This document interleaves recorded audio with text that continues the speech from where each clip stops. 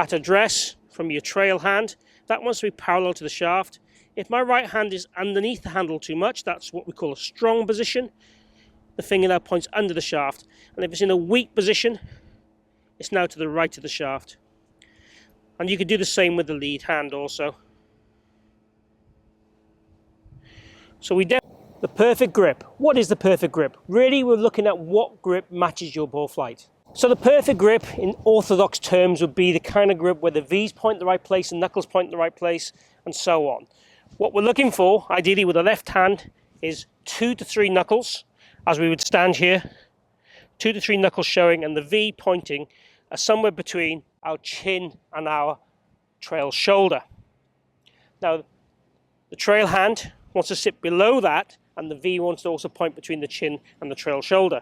So it'd want to be in a kind of matching state and a parallel V pointing. And we'd probably see 1 to 2 knuckles on the right hand. And we'd also want a few other key things in terms of pressure and trigger points, and also trigger finger. Now, in terms of overlap, interlock, or baseball, if I'm honest, I don't care which one of those you do or use. In terms of baseball, that's really useful if you have a weaker player, such as a junior golfer that needs a little bit more right hand release. And if you're a slicer of the golf ball, certainly the baseball where all fingers are on the shaft could be something you consider to do if you are indeed a slicer of the golf ball. As soon as you start turning that ball over too much as a junior player, then for me you'd want to start to overlap one finger or interlock one finger. If I'm honest, the overlap is what I prefer, because what we tend to find when we have the interlock, it is very easy for your hands to come apart and get very palmy with both hands, and that for me gives it a very wishy-washy wrist action through the golf ball. With the overlap, what we tend to find is the hands will tend to work a little bit more in harmony with each other, and that's why it's my preference. I know Tiger and Jack Nicklaus both use the interlock to great success, and if it's done correctly, it is absolutely golden and fine. Now, in terms of grip, let's talk through some more checkpoints, and let's talk through then some ways of you checking your grip and some ways in which you can cheat your grip to get it better if you struggle to make grip changes. So the first thing we're going to talk about in terms of checkpoint, with the left hand, I've drawn some lines on this glove here. That's where the club should sit. It should sit in your fingers. And if we hold it correctly, I should be able to balance the club in this kind of pivot area like this, so that the grip is in a supported fashion. So it is in the fatty part of the hand and in the smallest finger. Then the fingers want to wrap round the club, and the thumb wants to be favouring ever so slightly the trail side of the handle, like so. And again, the V pointing between the chin and the trail shoulder, as we've already talked about. I also want, when we do this correctly, to have not too long a thumb. If the thumb gets too long in relation to the fingers, that then tends to stretch the hand too much and doesn't give us the ability to cock and hinge the grip correctly, or the handle correctly, and the wrist correctly in the backswing. Now the trail hand wants to sit below that, similarly in the fingers again. So again, wants to be round about the bottom of those fingers and wrapping round. And one of the key things with the trail hand, we want the lifeline of the trail hand to push into the lead thumb, just like so. Well, I'll move around a bit here just to show it to you from different camera angles. And that wants the support there to push the handle through the hit. And what we want then is a trigger. There's a gap between, again, the last finger and the next finger. And we almost feel it's like a pencil grip, like holding a pen, where we put some pressure there on the handle. Now that for me would be the perfect grip.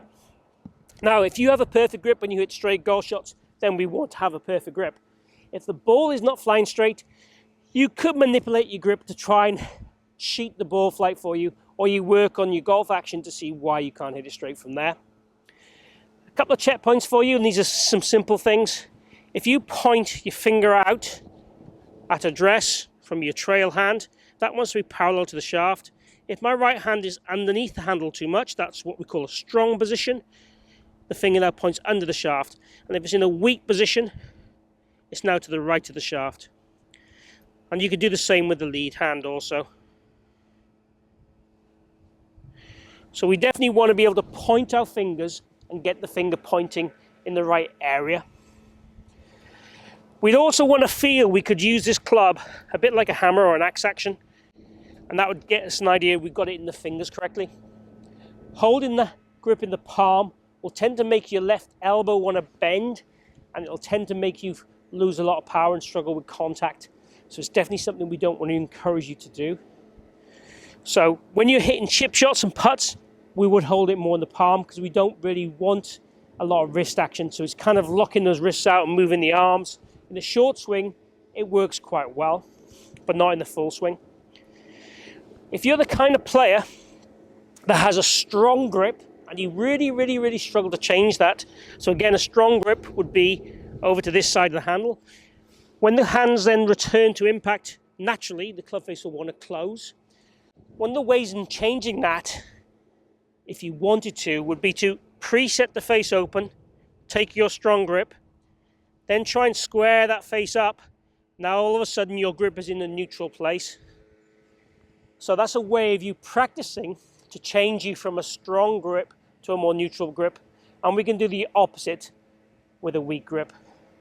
The tendency we tend to see with a lot of golfers is they either have a very weak right hand trying to get the grip correct, or they have a very strong grip position.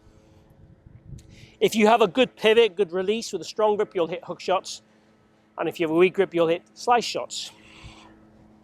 A weak grip at the top of the swing should show you a face that points very vertically down, and a strong grip very much up to the sky.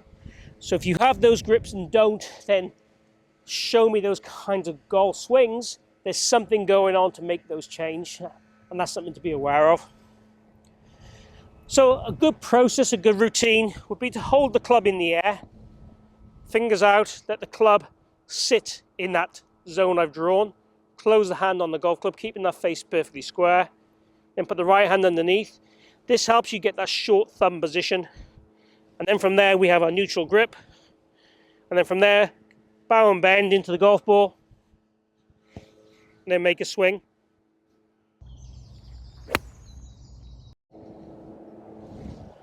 And that one there very straight. Now my grip has a tendency to go a little strong when I play. The more holes I play, it'll go stronger during the round. So having that process to do every shot is like a tick box. It's like a way of checking you in the correct position every single time. And that'd be something I would recommend. The grip is an important thing, but it has to match that ball fly as we said at the start. Again, if you have a perfectly straight ball fly and really happy with it, the grip is the last thing I would look to change initially. I would look to work on your golf swing if you want to work on your golf swing, and then if the ball flight changes, you'd want it to match your grip. Strong grip, draw shots and hook shots. Weak grip, fades and slices. Those are matching. Otherwise, you'll have things going on in your golf swing that aren't matching to make you hit shots. So thanks for watching the video on the perfect golf grip. I hope it's given you some really useful information on how to hold a golf club and how to cheat your grip if you need to be, and how to check your grip and whether you should change it or not.